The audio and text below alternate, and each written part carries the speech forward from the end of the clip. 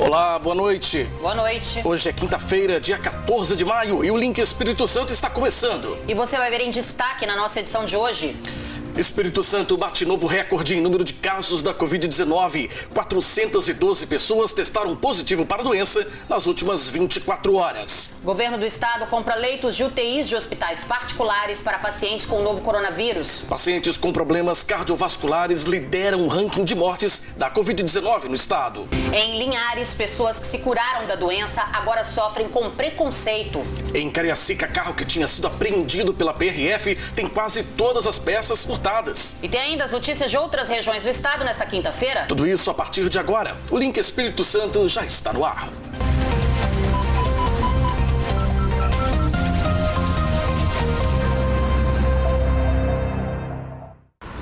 A gente abre o link desta quinta-feira atualizando os números do novo coronavírus aqui no estado. Nas últimas 24 horas foram confirmados mais de 400 novos casos da doença.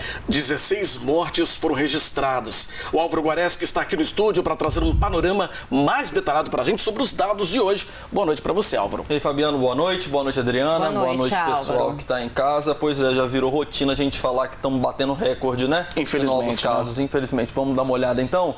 Ontem eram 5.401 casos de Covid-19 confirmados aqui no estado. Hoje são 5.813 casos confirmados, um total aí em 24 horas de 412 confirmações, tá? Nas últimas 24 horas. Não quer dizer que 412 pessoas tiveram a Covid-19 ontem. Quer dizer que de ontem para hoje, independente da data em que foi colhida a amostra, 412 pessoas foram diagnosticadas pelo LACEN com Covid-19. Vamos acompanhar agora aqui no gráfico, a gente vai olhar então como está espalhada essa doença aqui no estado, né? Vila Velha aparecendo na frente, 1.257 confirmações, na Serra 1.157 casos confirmados e olha só o que chama a atenção aqui na Serra, a letalidade 6,48%.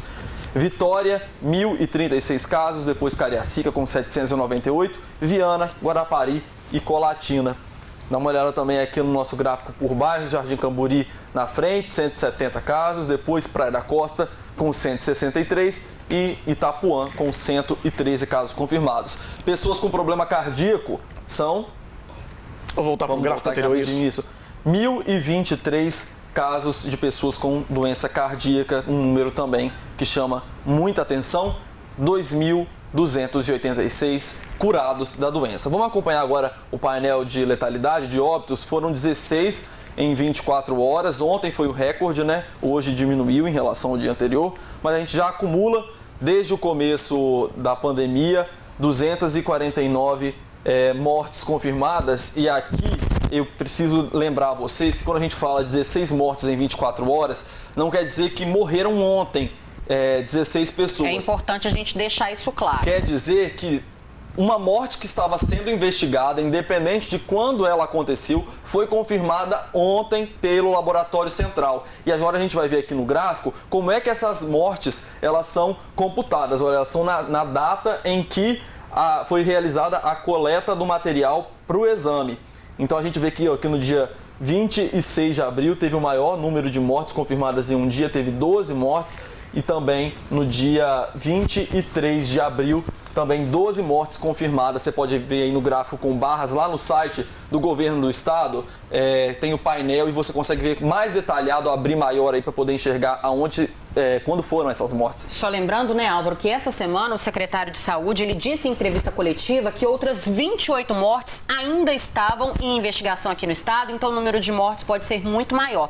Isso explica esse número de 16 mortes. Não quer dizer que 16 pessoas morreram de ontem para hoje por Covid. Quer dizer que 16 mortes por Covid foram confirmadas nas últimas 24 horas. Aqui no finalzinho do gráfico, o último lançamento aqui foi no dia 12 de maio, né? Anteontem, e aí tiveram 2 mortes até agora, no dia 12 de maio, até o momento tiveram 2 mortes. Não quer dizer que só 2 pessoas morreram nesse dia, que depois esse número não possa ser atualizado. Sim. Serra ainda concentra o maior número de mortes, 75, depois Vitória com 49, Vila Velha 42, 34 em Cariacica, seguido de Fundão, Afonso Cláudio e Aracruz, Jardim Camburi ainda na frente, 10 óbitos, depois Vila Nova de Colares na Serra com 6, o centro de Fundão com 5, lembrando que um desses óbitos em Fundão foi confirmado que é o de uma gestante, a gente falou aqui ontem. Sobre isso ontem. Esse óbito foi confirmado então, ela estava no terceiro trimestre de gestação e foi lá em Fundão esse óbito de uma gestante. A boa notícia, Álvaro, é que os médicos conseguiram salvar o bebê. Infelizmente, a mãe não resistiu, mas os médicos conseguiram salvar o bebê. A criança conseguiu se livrar aí dessa doença, né?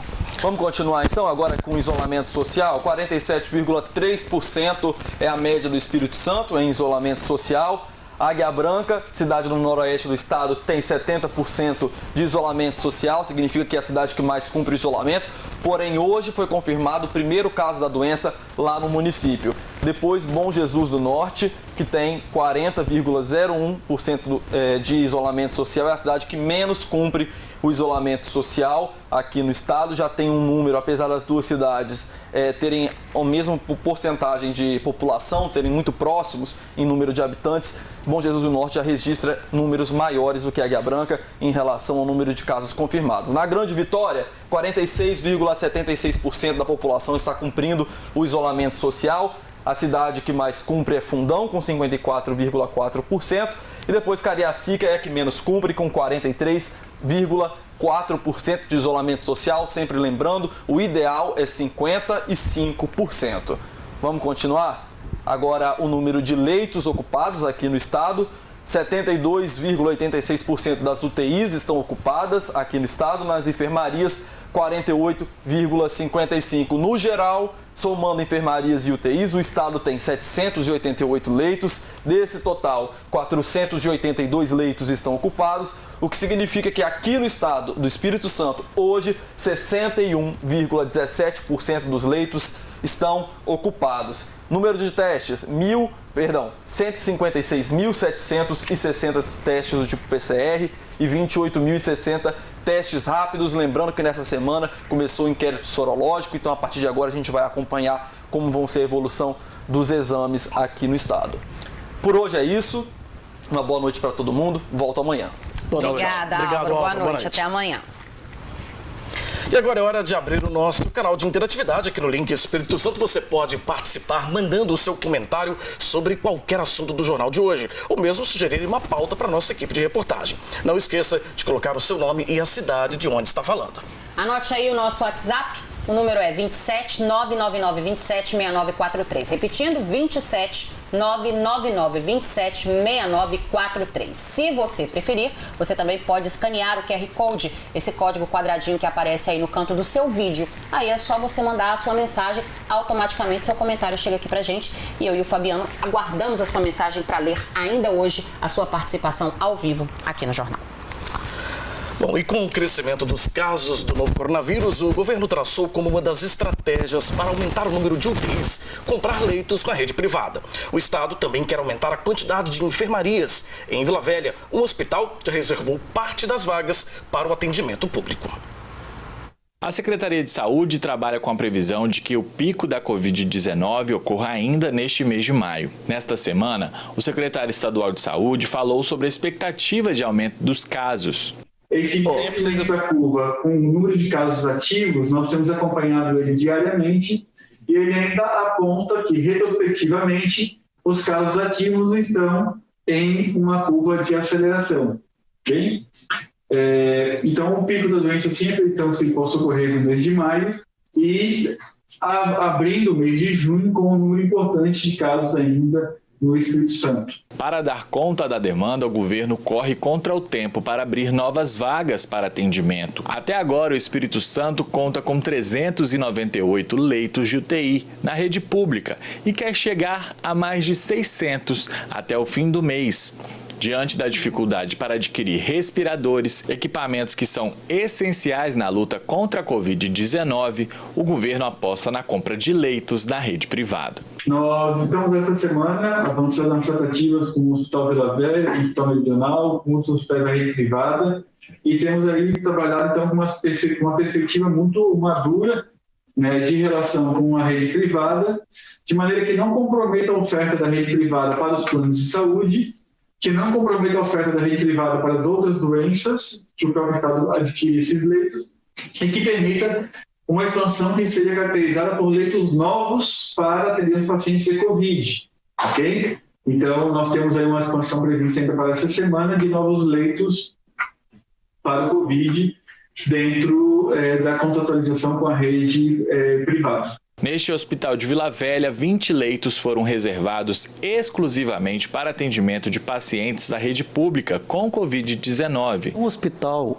fez uma negociação com a CESA e disponibilizou para eles 20 leitos de UTI e 35 leitos de unidade de isolamento em enfermaria, para aqueles pacientes que ainda não necessitariam de respiradores, estariam num quadro mais estável. O hospital disponibilizou a equipe de enfermagens, a equipe médica exclusiva para esses pacientes.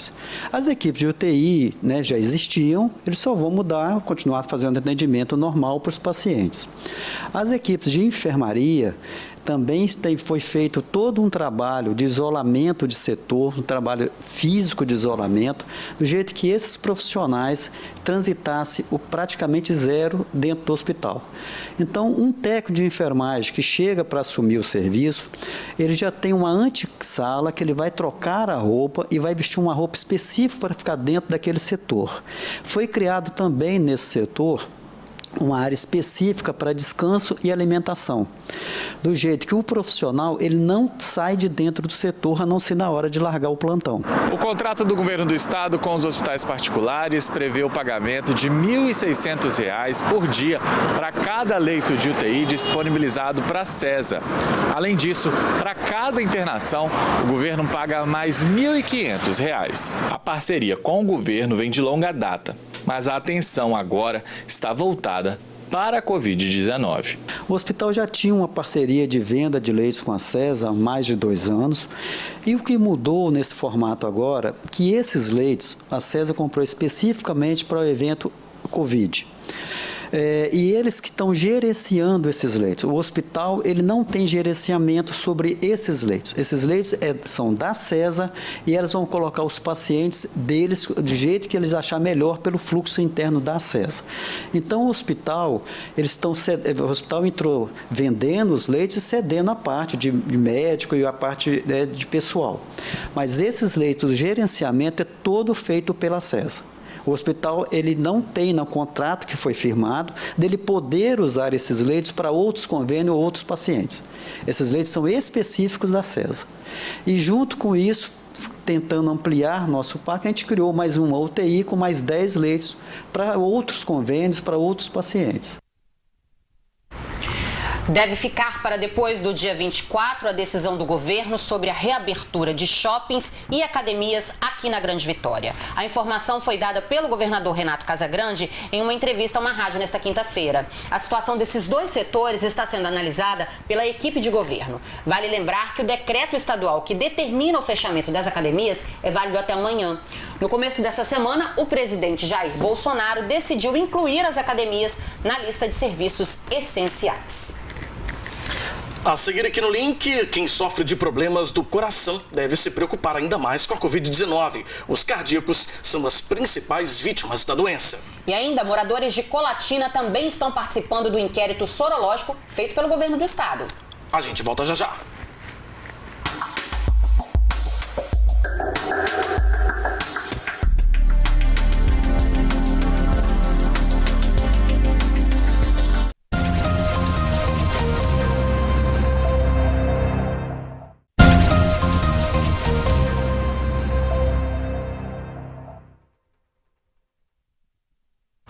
Quem sofre de problemas no coração deve se preocupar ainda mais com a prevenção da Covid-19. Os cardíacos lideram o ranking de mortes aqui no estado. E tem uma explicação para isso: a agressividade do vírus.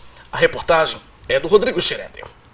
Os integrantes do grupo de risco para a Covid-19 já são conhecidos desde o início da pandemia do novo coronavírus.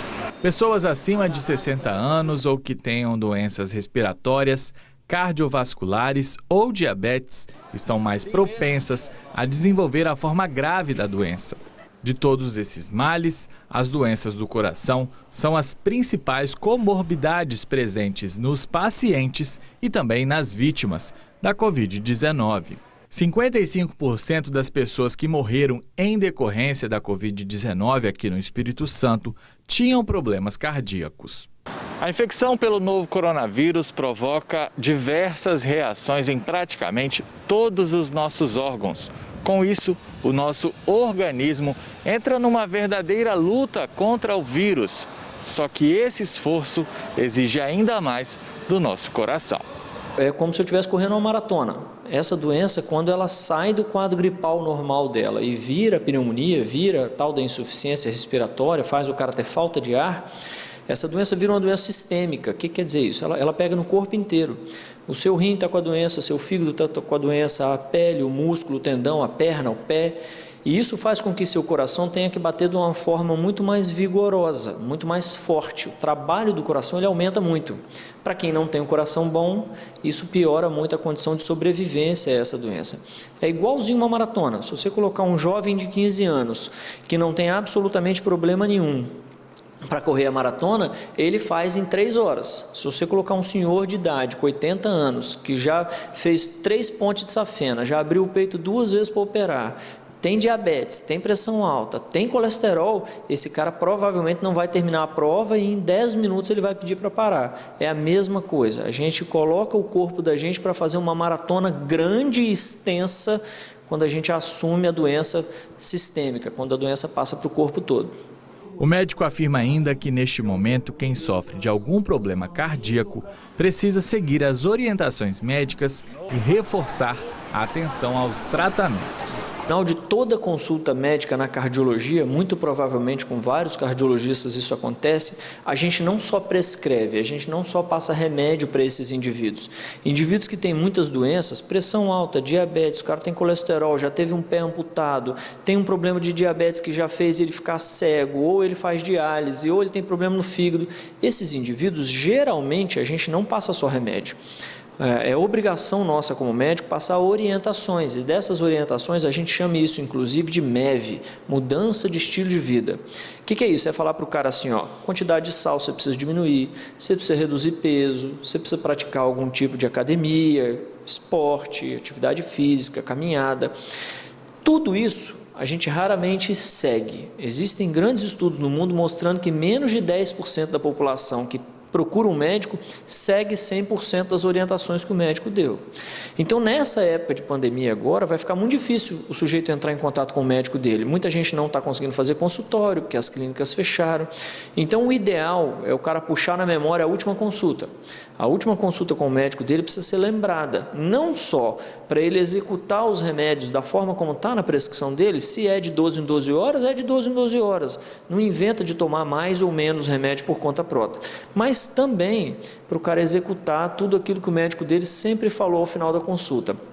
Essa é uma maneira que a gente tem, não só de preservar o corpo estável, equilibrado, para tentar aguentar a doença caso a gente pegue, mas também para você não piorar a doença que você tem. A Organização Mundial da Saúde aconselha o maior cuidado em evitar aglomerações ou contato com pessoas doentes. O momento é de atenção e consciência. A doença não tem piedade, nem de quem tem medo, nem de quem está descompensando, nada disso. A doença tem medo de quem raciocina contra ela. E o racional contra a doença é, primeiro ponto, a doença passa por contato, então nós vamos tentar evitar o contato. Ou fazer isolamento, ou fazer distanciamento, fazer o uso das máscaras, fazer o uso da lavagem de mãos. Essa é a primeira grande estratégia. A segunda grande estratégia é não ficar doente. Não ficar doente de uma outra forma. E para quem tem doença pré-existente, que é a pressão alta, o diabetes, o problema no fígado, no rim, esse cara precisa se cuidar muito. E esse cuidado se faz basicamente com 2 coisas. Remédio, não pode parar de tomar e não pode mudar da sua cabeça, achar que você acha que vai melhorar com tal remédio, de jeito nenhum. Siga a última prescrição e faça todas as orientações que seu médico sempre te deu. E se porventura você conseguir, marque com seu médico. Nós estamos conseguindo começar a voltar a fazer consultório. Bom, agora nós vamos direto à nossa redação em Colatina conversar com o Altemar Collin, que tem as informações sobre a realização do inquérito sorológico lá no município. Boa noite para você, Altemar. Olá, boa noite, Adriana, boa noite, Fabiano, boa noite a todos que nos acompanham aqui no Link. É isso aí. Na edição de ontem, aqui do Link Espírito Santo, vocês mostraram como está acontecendo o inquérito sorológico aí na capital. Por aqui, a ação também começou ontem. Pela manhã eu conversei com a secretária de saúde aqui do município de Colatina, que falou dos casos da Covid-19 e deu detalhes também sobre o inquérito sorológico, inclusive de como está sendo feito e também o objetivo dessa iniciativa. Sobre o inquérito, é uma parceria que a gente está fazendo com a Secretaria de Saúde do Estado. O inquérito, ele é uma estratégia que foi preconizada pelo Estado. Nesse inquérito, estão sendo feitos testes sorológicos, testes rápidos, na população de uma dezena de municípios do estado. O objetivo desse inquérito é fazer um levantamento de como é que está o desenvolvimento da doença no estado. É como se a gente quisesse obter, através dessa ação, uma fotografia, um retrato, um panorama da situação do desenvolvimento do Covid. Se existem pessoas talvez assintomáticas que estão contaminadas, né? Então, esse inquérito ele vai ser muito importante para subsidiar a tomada de decisões, especialmente de nível central, a respeito do comportamento da doença, né? E a definição das próximas estratégias. O inquérito está sendo feito aqui em Colatina, em 5 bairros. Estrategicamente, nós não estamos divulgando os bairros. Ele vai ser feito em 4 etapas, com intervalo de 15 dias cada etapa. Então, a primeira etapa ela foi ontem, hoje e amanhã. São 3 dias cada etapa. E as equipes estão nos bairros, a casa é sorteada de maneira aleatória e um morador dessa casa é sorteado de maneira aleatória também para realizar o teste. Bom, digamos que algum teste desse aí seja confirmado aí positivo para a Covid-19. Qual é o tempo que esse teste sai, o resultado sai? Quais são as providências a partir daí que a Secretaria Municipal de Saúde toma? Então, o teste, em média, são 15 minutinhos para o resultado do teste ficar pronto. Se por acaso o paciente tiver resultado positivo, imediatamente ele vai ser notificado pela vigilância e a gente vai proceder às demais medidas de monitoramento ou de encaminhamento, caso seja necessário, né? Muito importante a oportunidade que a gente está falando que essa equipe que faz o teste, ela é toda paramentada, é uma equipe que está devidamente identificada. A paramentação, né, os EPIs, eles são trocados a cada domicílio que a equipe visita. O teste também, ele é voluntário, tá? Não é obrigatório o morador deixar realizar o teste. Então, ele assina um termo de consentimento e ele participa se quiser. Bom, essas pessoas também vão estar, além de equipadas, paramentadas, também devidamente identificadas. Sim, as pessoas, a equipe está andando com crachá, então é muito importante que assim as pessoas fiquem atentas a isso, né, para não ter, né, ocorrência de golpes, né. Então, mas a equipe está toda muito bem identificada. Bom, Camila, você falou que essa primeira etapa vai até esta sexta-feira, né? A Secretaria Municipal de Saúde já tem um cronograma de quando serão realizadas as outras etapas e até quando vai essa ação? Nós já temos um cronograma, eu não me recordo agora aqui as datas, mas são etapas que têm a diferença de 15 dias entre a realização dos testes. E esses então vai bairros ser quinzenal. Serão outros bairros também? Não, serão os mesmos bairros, até para a gente mensurar o desenvolvimento da doença naquele bairro. Bom, Colatina ultrapassou aí nesta quarta-feira a marca de 70 casos confirmados da Covid-19. Eu gostaria que você fizesse um balanço também dessa situação. Pois é, então assim, em primeira mão eu digo para vocês agora, ontem nós fechamos, né, com mais de 70, agora nós já temos mais casos agora cedo, né, que foram identificados, na noite de ontem saíram mais 15 casos positivos em Colatina para a gente somar aí na nossa conta. Desses 15 casos, nós estamos fazendo ainda as investigações, né? Estamos terminando as notificações, nós podemos dar maiores detalhes para vocês mais tarde. Mas, assim, a nossa situação é bastante preocupante. Eu gostaria de aproveitar a oportunidade para orientar as pessoas, para sensibilizar as pessoas. Nós sabemos que essa medida de fechar o comércio, ela não é suficiente. Ela é uma medida muito importante que o município precisa tomar nesse momento, mas ela não é suficiente. Então, as pessoas precisam se conscientizar que o distanciamento social, ele não envolve só fechar o comércio, né? O que a gente faz da nossa casa, do portão da nossa casa para dentro, é que de fato vai influenciar no desenvolvimento da doença aqui no município. Desses casos, nós temos 6 pacientes que estão hospitalizados e 3 desses pacientes estão em estado bastante grave, complicado, e 3 em estados mais leves da doença. Bom, crescimento rápido, né? A gente pode até imaginar, dependendo dessa aceleração contínua, quem sabe aí no fim de semana ou até antes, Colatina pode até ultrapassar os 100 casos. Olha, do jeito que está indo, eu acredito que até domingo, infelizmente, a gente venha a ultrapassar os 100 casos de Covid positivo. Conforme eu falei no início, eu gravei essa entrevista hoje pela manhã com a secretária municipal de saúde aqui de Colatina, Camila Salles Rold, quando no momento a gente não tinha ainda os números confirmados desta quinta-feira. Portanto, logo depois dessa entrevista, nós tivemos a confirmação de 15 novos casos da Covid-19. Portanto, o número de contaminados em Colatina passou de 70 para 85 casos.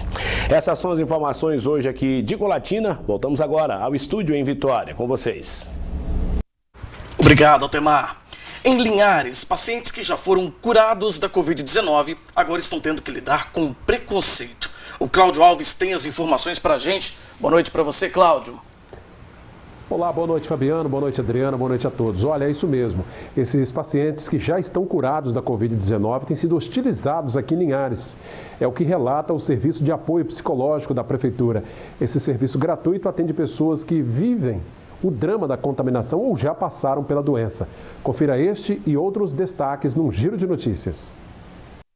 Em Linhares, psicólogos da prefeitura que atuam no serviço de escuta e acolhimento dos casos confirmados da Covid-19 estão recebendo muitas queixas das pessoas que já estão curadas clinicamente. Segundo os psicólogos, alguns pacientes relatam que estão sendo discriminados no local de trabalho e até mesmo dentro de casa. Com isso, eles acabam tendo medo da exposição e de contar aos amigos que foram infectados pelo coronavírus. Linhares já confirmou 62 casos da Covid-19, mas 51 pacientes já cumpriram o período de quarentena e não apresentam mais sintomas da doença. A Justiça Federal do Espírito Santo, por meio de uma liminar, determinou que a Caixa Econômica e o governo do estado adotem medidas para evitar filas nas agências bancárias. A liminar foi concedida nesta quarta-feira após um pedido ajuizado pelo Ministério Público Federal no Espírito Santo. De acordo com a decisão, a Caixa deve promover a organização das filas externas em torno das agências do estado durante o horário de atendimento ao público, manter a distância mínima de 1,5 m entre pessoas com marcação de sinalização disciplinadora visível. As determinações devem ser colocadas em prática no prazo de 10 dias. O número de mortes por Covid-19 em Aracruz chama bastante a atenção. O município já tem 5 mortes de pessoas infectadas registradas em menos de 20 dias. A informação foi confirmada pela Secretaria Municipal de Saúde. O último óbito no município aconteceu na última terça-feira. Foi a morte de Cleonice Rodrigues Nascimento, de 54 anos. Ela era servidora municipal. Já a primeira morte de pessoa com Covid-19 em Aracruz foi registrada no dia 25 de abril. De lá para cá, toda semana teve ao menos um óbito. Nesta semana já foram 2 óbitos. Além da servidora, uma mulher de 77 anos, moradora da Barra do Riacho, também morreu. De acordo com o painel Covid-19 da Secretaria de Estado de Saúde, Aracruz tem 43 pessoas infectadas pelo novo coronavírus e 22 pessoas já foram clinicamente curadas da doença. Enquanto o índice de letalidade em Linhares é de 1,49%, em Aracruz esse índice é de 11,6%. E a polícia prendeu um homem acusado de praticar assaltos em Rio Bananal. Carlos José Souza dos Santos, de 30 anos, conhecido como Dipley, é natural da Bahia e todos os anos vem para a região para a colheita do café. Segundo o delegado Fabrício Lucindo, em 2018, Dipley cometeu um assalto durante uma festa junina em Rio Bananal e fugiu, voltou para a Bahia. Bom, dessa vez ele retornou ao Espírito Santo neste ano para a colheita do café e, como havia um mandado de prisão contra ele, acabou preso por policiais militares nesta quinta-feira. O suspeito foi encaminhado para a Delegacia Regional de Linhares e, após prestar o depoimento, foi levado para a penitenciária da nossa região. O Ministério Público Federal e a Defensoria Pública do Espírito Santo promovem nesta quinta-feira a live Rio Doce em tempos de pandemia.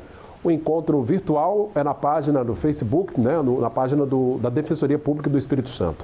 A ideia é repassar um panorama atual do trabalho que está sendo desenvolvido pelas instituições de justiça aos atingidos pelo rompimento da barragem da Samarco em 2015 em Mariana. O encontro é mediado pelo Procurador da República, Paulo Henrique Trazzi, e pelo Defensor Público Estadual, Rafael Portela. E Linhares perdeu hoje uma das figuras que participaram ativamente da história do município. Morreu o fotógrafo Luiz Marcelino aos 94 anos de idade. Nosso giro de notícias começa com um triste registro. Faleceu o fotógrafo Luiz Marcelino do Nascimento, de 91 anos. Seu Luiz Marcelino, como era chamado, faleceu de causas naturais em sua residência no bairro Linhares 5, na noite desta quarta-feira. Luiz Marcelino atuou em vários eventos, como confraternizações, eventos políticos e jogos de futebol, tendo acompanhado os times de futebol que representavam a cidade nos mais diversos campeonatos estaduais e nacionais. O fotógrafo deixa esposa, 4 filhos, 6 netos e 4 bisnetos. Gente, por hoje é só. Eu volto à bancada do Link em Vitória. Fabiano, Adriana, até amanhã. Obrigada, Cláudio. A seguir aqui no Link, carro que tinha sido apreendido pela PRF tem quase todas as peças furtadas dentro de uma delegacia em Cariacica. E ainda cresce o número de casos da Covid-19 em São Mateus, no norte do estado. O Link volta já.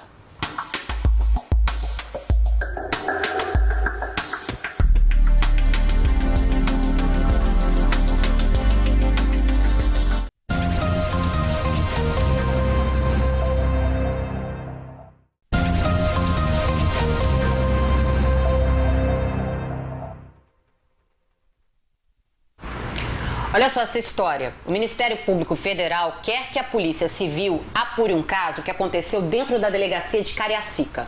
Um carro que havia sido apreendido pela PRF e estava no pátio da delegacia foi depenado. Isso mesmo. Segundo o Ministério Público Federal, quase todas as peças do veículo foram roubadas. O automóvel com placa da Bahia foi apreendido no dia 4 de junho de 2018, depois de uma abordagem da polícia durante uma fiscalização de rotina no bairro Nova Brasília, em Cariacica. Na época, o motorista apresentou documentos falsos.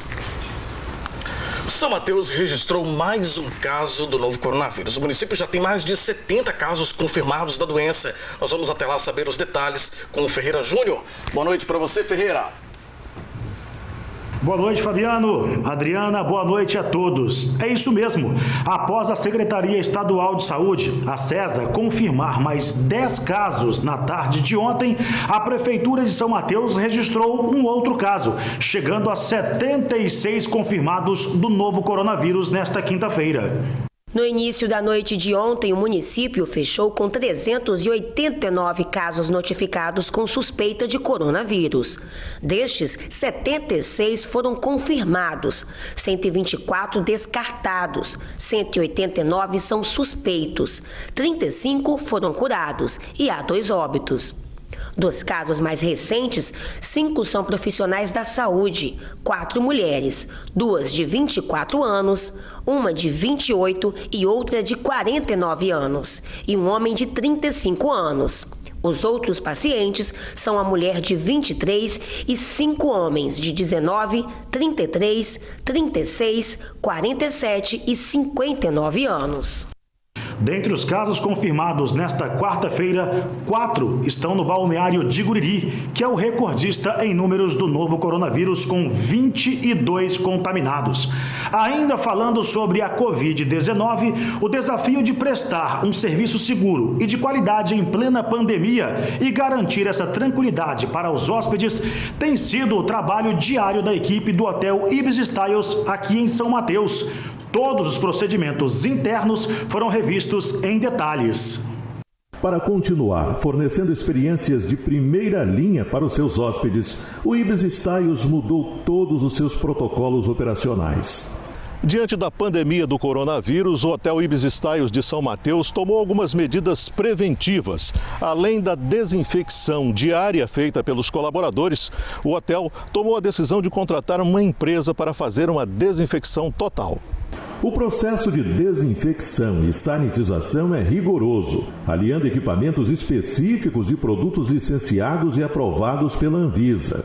A CAFICA já atua há anos no mercado de controle de pragas, fungos e bactérias. Esse trabalho é um trabalho feito com nebulização do ambiente e aplicação direta em locais onde tem um fluxo muito grande de pessoas. Por exemplo, maçanetas, salões de festa, auditórios, refeitórios.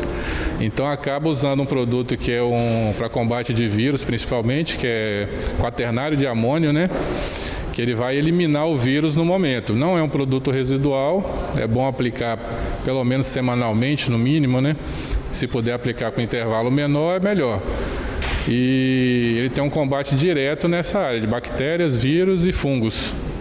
O Ibis Styles em São Mateus foi o primeiro no ramo a adotar os serviços da empresa para dar mais segurança aos seus hóspedes. Aqui em São Mateus a gente tem o Hotel Ibis Styles São Mateus, temos em Aracruz, em Colatina também um Hotel Ibis que está também empenhado com todos os mesmos afazeres e as mesmas preocupações. E em Vitória a gente tem o Hotel Ibis Camburi, que é um hotel que fica na praia de Camburi, que também não está medindo esforços para manter a segurança de todos que lá estão trabalhando e se hospedando. Na recepção a gente tem o distanciamento no momento do check-in, então a gente também prioriza não só a segurança do hóspede, mas a segurança também dos nossos colaboradores. O distanciamento entre colaborador e cliente fica em torno de mais ou menos 2 metros, e isso tudo para que o atendimento possa ser feito da forma mais segura possível. Na saída do hóspede, a gente tem uma diretriz aqui no hotel. A cada saída, a gente deixa o apartamento bloqueado durante 48 horas para que ele possa ser higienizado da forma correta e ter o tempo hábil para que outro hóspede possa entrar e utilizar o apartamento. Aqui em São Mateus, a gente está hospedando exclusivamente pessoas que estão a trabalho. Nesses trabalhos essenciais estão sendo executados. A gente não está hospedando pessoas de fora da cidade. Isso é importante deixar claro. Nesse momento, há um decreto no município de São Mateus que não permite a hospedagem de turistas aqui na cidade, mas o Hotel Ibis Styles São Mateus, o foco é o hóspede corporativo, então a gente tem atendido diversas empresas daqui da região, e no momento do check-in é realizado é assinado uma declaração dizendo que eles estão aqui a trabalho, isso para a gente tentar também ajudar no combate à pandemia aqui em nossa cidade. O resultado de todo o trabalho é a preservação da saúde dos hóspedes e funcionários do hotel. É sempre bom relembrar, pessoal, a prevenção é o melhor caminho para passarmos por esse período de pandemia. Mudando de assunto, vamos falar de eleições 2020. O Tribunal Regional Eleitoral do Espírito Santo suspendeu as eleições suplementares para os cargos de prefeito e vice-prefeito da cidade de Conceição da Barra, vizinha aqui de São Mateus. Elas estavam previstas para acontecer no dia 21 de junho. A decisão foi do presidente do tribunal, desembargador Samuel Meira Brasil Júnior. Na decisão, o presidente do tribunal afirmou que, como não há previsão objetiva quanto aos desdobramentos da pandemia do novo coronavírus no futuro próximo, o objetivo de suspender as eleições suplementares é de preservar a saúde e não prejudicar a lisura e a normalidade do pleito. E no início da noite desta quarta-feira, os bombeiros foram acionados para combater um incêndio num terreno localizado atrás do centro administrativo da prefeitura, no bairro Carapina. De acordo com o Corpo de Bombeiros, este foi o segundo incêndio registrado nesta quarta aqui no município. As chamas deixaram alguns moradores assustados. Segundo os bombeiros, não foi possível determinar a origem do incêndio. O militar que atuava no combate disse ainda que as chamas não ameaçavam construções próximas, apesar de terem deixado alguns moradores amedrontados. O Corpo de Bombeiros faz um alerta: queimadas são ilegais, além de colocarem em risco a vida das pessoas, construções e até dos profissionais que atuam no combate. E por hoje é só. Fabiano, Adriana, eu volto com vocês aí no estúdio. Uma boa noite a todos e até amanhã com mais notícias aqui de São Mateus e região. Obrigada, Ferreira. Boa noite para você também. Bom, vamos ler aqui os comentários que chegaram pelo nosso WhatsApp. Boa noite, meu nome é Evandro, sou morador da Ilha dos Bentos, tem uma praça no meu bairro que fica lotada todas as noites. Ligamos todos os dias para a Guarda Municipal de Vila Velha e nada é feito para acabar com essa aglomeração. Olha que outra participação é da Sabrina Souza de São Mateus. A gente acabou de ver as notícias de São Mateus. Ele falou, olha, esse negócio de sorteio para o teste rápido está deixando quem precisa e pertence ao grupo de alto risco, como eu, por exemplo, tenho asma e bloqueio cardíaco e ainda trabalho dentro de hospital, deixando essas pessoas a desejar, ela quis dizer, né? Tive sintomas mais graves no meio de março e início de abril, fiquei em quarentena e nem assim fizeram meu teste. E agora, como faço? Bom, a Débora de Jardim Camburi, ela gostaria de saber como é que está a situação das igrejas, se já podem se reunir para cultos. Não, Débora, não foi liberado ainda a retomada das igrejas, da abertura das igrejas. Aqui no estado não foi retomado ainda, tá? Olha, tem também mais uma participação da Milena Soares, também moradora de São Mateus. Ela fala que a situação lá no município também está muito preocupante. O número tem subido bastante, né? Tinha que ter fechado o comércio não essencial, exigido o uso de máscara antes, ela está dizendo, né? Porque ela acha que a decisão demorou muito e no município o número é crescente aí de casos da doença. Muito obrigado pela participação de todos vocês. Bom, em Cachoeiro de Itapemirim, mais 3 pessoas foram confirmadas com a Covid-19. Quem tem as informações para a gente é o Samuel de Fraga, direto da nossa redação lá no município. Boa noite para você, Samuel.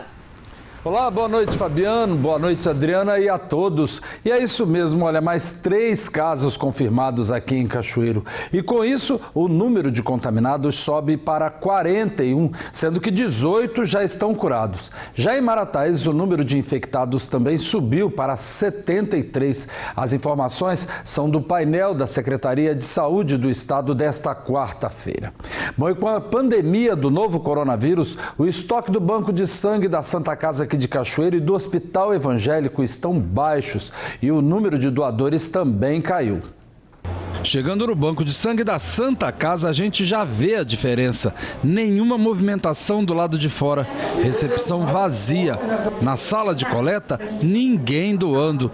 Uma situação preocupante, pois alguns tipos sanguíneos, principalmente o O negativo, estão em estado crítico.